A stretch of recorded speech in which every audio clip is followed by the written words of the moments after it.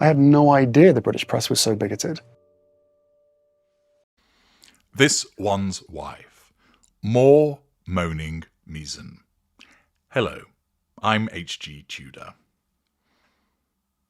Misan Harriman hasn't been heard from or seen for a little while, which causes one to suspect that he's been left on the shelf by this one's wife.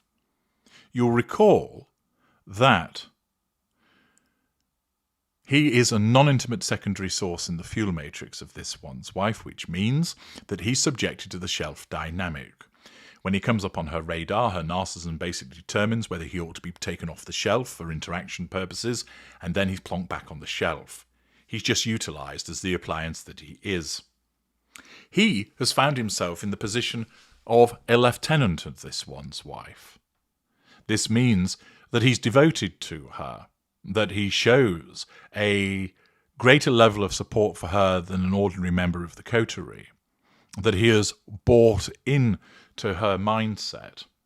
The reason for this is that he has something to gain from her because, first of all, he received a paid gig as a photographer for her, that he also subscribes to the views that she has, and therefore it benefits his outlook to piggyback the way that she sees the world also. He is a useful individual to her because she can point to having a black friend, although notably, as I understand correctly, he comes from wealth, and therefore in the circumstances, this one's wife is only interested in your colour where you're black if you are of use to her, for instance, Oprah, or Gayle King, or Misan Harriman. If you're an ordinary individual, well, you're not going to be invited to advanced screenings of With Love Meghan. If you're black, no, she'll save that for the white youngsters instead. But Misan Harriman, as a lieutenant, has a role to play for this one's wife whereby he is utilised as both attack dog and professional victim. He's a professional victim like this one's wife is. He's a race baiter, and he serves a usefulness to this one's wife because of the defensiveness that he exhibits for her. We have an example of this coming up in a clip, which I'm going to show you before commenting on its content. But it shows that this phony photographer, whose work has been picked apart by, if you'll recall, Kirk Sidley, who is an expert photographer, and also in respect of his moaning ways, whereby you might recall that he got his nose bent out of place when he saw a picture in a shop or a newsagent's which referenced a tobacco plantation, and that he felt triggered and offended by it, and so much so he had to immediately film himself and then stick it on his social media. See parts pass him. This is the mindset of this man. He makes an ideal lieutenant, really, for this one's wife, because he likes to bait with regard to the issue of race. He likes to play the victim. He sees her as somebody to be worshipped, that he shows a slavish devotion to her, which demonstrates that he's under control, and he buys into the same mealy-mouthed platitudes that she engages in. Let's watch the clip and then analyse it further. The industrial and very focused hate machine that I've seen, I've experienced myself due to my proximity to both Harry and Meghan, has been extraordinary. And what I would say is that, one day, her children will be adults and it'll be impossible to protect them, right, from the ledger, and it is a ledger of hate that mainly the British media has been responsible for. And what I mean by that is, last time I checked, Meghan is not dropping bombs on people. She's not annexing nations. She's not a pedophile. Yet there is way more coverage and time and words spent directing hatred towards her than people that are really, really hurting people. And I do wonder how history is going to remember those that held the pen and the microphone and kissed their kids goodnight at night and paid their mortgages off the back of focusing hatred to one woman that most of them have never met. I do wonder how history will remember those that knowingly did that for the sake of the combination of misogyny, misogynoir, greed, being part of a system that they were just like, well, I was doing what my editor told me and not caring. I do wonder how history will remember. I mean, when you say you've experienced it, what do you mean? Because I've had people send me DMs saying, unspeakable things that they would want to do to her, her children, her husband, myself, unspeakable things. And you have to ask yourself, how did we get here? If you don't like her, that's fine. If you don't like the things she puts out, The TV show. yeah. Write an article saying you don't like it. But 24 hours focused hatred on this one woman, this mother, this human being, this soul, it's unforgivable. The first thing to point out is that you'll notice that Misan Harriman is wearing a T-shirt upon which it is written more blacks, more dogs, more Irish. For those of you unfamiliar as to what this is referencing, during the 1970s and early 1980s in the United Kingdom, it was sometimes the case that where somebody was letting out a room, they would have a card in the window which would say, no blacks, no dogs, no Irish. Clearly discriminatory, and was later outlawed as a consequence of the relevant race legislation. But once again, rather than recognise that this has been addressed and was addressed decades ago, along comes Misan Harriman in his usual provocative race-baiting way, sporting a T-shirt on Channel 4 News with more blacks, more dogs, more Irish. Will they all be living with you, one wonders. He kicks off by describing the level of criticism of this one's wife as Harry as industrial hate. It's an interesting turn of phrase, isn't it? And it is typical of the supporters of this one's wife to utilise a description that is an embellishment and an exaggeration. There are large levels of criticism which could be regarded as on an industrial scale, but why is that? Well, some people do it because it sells newspapers. Some people do it because it gets them views on YouTube and they make money out of it. But the vast majority of the criticism is originated from the fact that people find the behaviours offensive, unlikable, and worthy of that criticism. As I've explained before, it isn't invented or gratuitous. People and the media didn't decide, hey, let's just start criticising this one's wife because, well, let's just do it because it'll be fun. They've done it based upon her behaviour and the fact that she continues to cause affront to individuals. Yes, there's no doubt that an industry has grown up around the criticism of this one's wife, but if she would learn from it, but of course she never will because of her narcissism, she might have been able to do something about it and find some kind of redemption. Thus, note also that he calls it hate. This is a very tiresome behaviour of the supporters of this one's wife. Hatred is a very powerful emotion.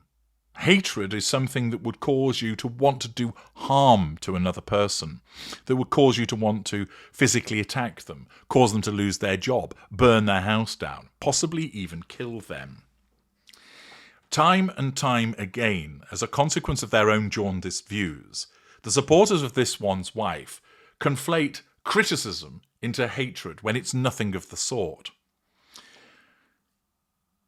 My earlier videos about this one's wife simply described what she was doing, and then I would talk about why that meant she was a narcissist. I actually passed no judgment on her. Over time, I've become more critical of her simply because it enables me to alleviate the boredom, which is an issue with relation to my psychopathy, when talking about her. And because she's such a ridiculous individual, it behooves me to ridicule her and parody her to entertain all of you also. I also am entitled to my view about what I think about her. It is quite clear that she engages in many behaviours which merit criticism. She's self-absorbed. self-serving, lacking emotional empathy, hypocritical. She uses people. She doesn't recognise boundaries. She tells people they should behave a particular way and then doesn't do it herself. She uses other people's money. She's dull. She's boring. All of those things are legitimate criticisms of her, and it's very easy to find evidence that supports all of that. Someone else might think that she's really interesting. That's fine. But the point is, I find her a boring individual, and I can point to that because of her industrial beige behaviour. I don't just say, oh, she's boring, without justification. But the problem is that supporters such as Misan Harriman would point to such criticism and immediately label it as hate, which either shows that they're entirely stupid because they can't distinguish between criticism and hate, or that they know full well that it isn't, and they're just lying because they want to put down any supporters of this one's wife as being haters, because that is a far more evocative and pejorative term. He then engages in another classic manoeuvre by the supporters of this one's wife, whataboutism. Whataboutism is simply a deflection. It means the person isn't able to meet your argument by discussing it on its merits. They have to bring in a comparison, which is irrelevant. Misan Harriman points out that this one's wife isn't dropping bombs on anybody. She isn't annexing nations. She isn't a paedophile. Well, he's correct about all of those things. But he states that more time and words are used directing people to hate her compared to those that are actually causing such levels of hurt by dropping bombs, etc. Well, first of all, how do you know that, Misan? Have you conducted some kind of statistically reliable survey to look at the number of words that have been written and said about the dropping of bombs? I should imagine actually the coverage, for instance, of the conflict between Israel and Hamas and between Ukraine and Russia has been written and spoken about far more than this one's wife. In relation to paedophilia, I should imagine that there is far more written about and spoken about the individuals who have engaged in such behaviour, who've been convicted of such behaviour, who are accused of such behaviour, the problems related to such behaviour, just by virtue of the fact that they're much bigger topics. And yet, he suggests, and says it with what he believes is authority, that there are people who spent more time and words directing people to hate her than to hate those that drop bombs and annex nations and who are paedophiles. I don't think he has any evidence whatsoever. That's just his opinion, to which he is entitled. But it doesn't strike me as a particularly well-founded one. It strikes me, as ever, that a lieutenant of the narcissist is responding by suggesting that she is the one that is being ill done to. And it's whataboutism. What about all of those dropping bombs, annexing nations, and paedophiles? Well, whilst those behaviours are far worse than anything that this one's wife has done, she's not a saint. She's not blameless. For example, she has engaged in smearing. She smeared her father, her half-siblings. She smeared the late Queen Elizabeth and Prince Philip. She suggested that people in the royal family behaved in a racist fashion when there's no actual evidence to support that. She is engaged in bullying of people. She is engaged in the using of people. She has repeatedly told lies, provable lies. There are allegations with regard to financial chicanery, which may or may not come out. It depends upon the evidence and the rigorousness of any potential investigation. So she's far from blameless, and she's engaged in many behaviours which have caused affront to people. Yes, in the scheme of things, people ought to be more concerned about somebody annexing a nation than somebody who made life difficult for two elderly royals. But the fact is, it is the high-handed arrogance of Misan Harriman that he, like this one's wife, they are two peas in a pod in this regard, they like to tell you what to think. They like to invalidate your view. They like to suggest that you're not allowed to hold that opinion because it's critical. And he similarly has to make it all about him in his opening words by saying that he has suffered as a consequence of his support for this one's wife. Well, Misan, you have suffered not because people are racist, but because they object to your ill-formed opinions. They object to your race baiting. They object to your behaviours. But you behave in a way that's very similar to this one's wife, although you don't see it. He's also condescending towards these individuals and judgmental, whereby he talks about the people that have used the pen and the microphone, that have kissed their kids goodnight, and that they've paid their mortgages off the back of basically hatred. Yet again, he, like this one's wife, has appointed himself the arbiter of good taste and opinion, that if you criticise this one's wife, it automatically becomes hate. If you have a legitimate concern about her behaviour, you are essentially monetising your opinion in a way that is not acceptable. Yet for this one's wife, she's allowed to exploit her children. She's allowed to monetise her private dealings with a family for the purposes of making gain from it. What's also notable, of course, is that if we're going to engage in some whataboutism, then it can work both ways, Misan. What about the nastiness that was exhibited towards the Princess of Wales when she was ill? What about the speculation that she was 6 foot underneath the patio at Kensington Palace? What about the speculation that William had done her in and then was having an affair? What about the speculation that she actually left William and was in hiding? What about all of those that were saying that she wasn't actually ill? All of that was nasty and unpleasant. Indeed, might we describe that as hate? But you see, because it's directed towards someone else than the woman whose arse you regularly kiss, you conveniently ignore all of that. You would gain far more kudos if you explained that some of the behaviours towards this one's wife and the behaviours towards Catherine, Princess of Wales, are unacceptable, and explain why. But you don't. Because you dismiss Catherine and the treatment of her by this one's wife's supporters, because you would actually encourage it. Because of the race-baiting individual that you are, Misan Harriman, that it would please you to see somebody treated that way. Oh, you deny it in public, of course, because you know that that's not the way to be seen. But your wholesale failure to make reference to it when you're talking about industrial hate for this one's wife, well, by your definition, there's been industrial hate towards Catherine, Princess of Wales. Why haven't you spoken out about it? You'll notice also how readily that he points to those individuals as being engaged in racism and misogyny, that he's quick to use those labels. And as I pointed out earlier on, the T-shirt that he wears is deliberately provocative on his part. You'll notice also that the presenter asks him about what he's experienced, and his response is enlightening. He utilises the manipulation of vagueness. He talks about unspeakable things, doing unspeakable things to this one's wife, to this one's wife's children, to Harry, and to him, Misan Harriman.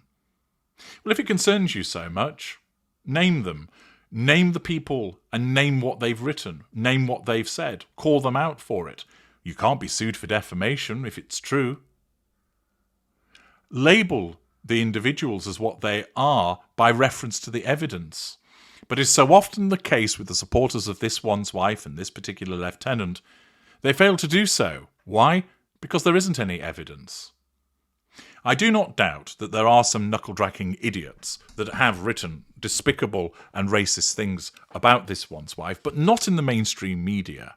And they are a very small minority. These idiots exist in all walks of life. The majority of criticism about this one's wife is based upon her behaviour. It isn't racism, it isn't misogyny, but naturally, idiots like Misan Harriman immediately apply those labels because they are pejorative. You'll notice that he talks about, I wonder how these people will be judged, but again, fails to provide any actual evidence of what he's referring to. He states, if you don't like her, that's fair enough. If you don't like the programme, that's fair enough, say as such. But then references 24 hours of hatred. What 24 hours of hatred? What are you referring to? What publications are you referencing? What headlines are you referring to? Do you mean simply that the media has watched this programme and thought it was rubbish, and you translate that into 24 hours of hatred? Yet again, clowns such as Misan Harriman, with their embellishment and their exaggeration and the devotion to their own agendas, makes it more difficult for the people who have experienced genuine racism, genuine misogyny to be heard. By defending a woman who is a multimillionairess, who lives in a gated environment, who is one of the luckiest individuals on the planet for having married a ginger prince and being elevated in the way that she has, to make her some kind of cause célèbre in that regard, it's just basically someone like Harriman piggybacking off her.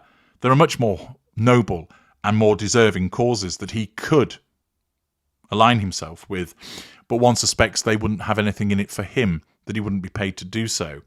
And therefore it's easy to try and get behind this one's wife. What he does is he engages in the very behaviour that he accuses other people of. Using her exposure to make a living, he does as well. When did we hear about him helping somebody that we'd never heard of? Or photographing someone we'd never heard of? You don't. Instead, Misan Harriman demonstrates once again that he's just a moaner, that unfortunately for him, his opinion is just based on vagueness and the usual very tired observations that are made by supporters of this one's wife, and that his role is that of a lieutenant to this one's wife. I'm HG Tudor. Thank you for watching.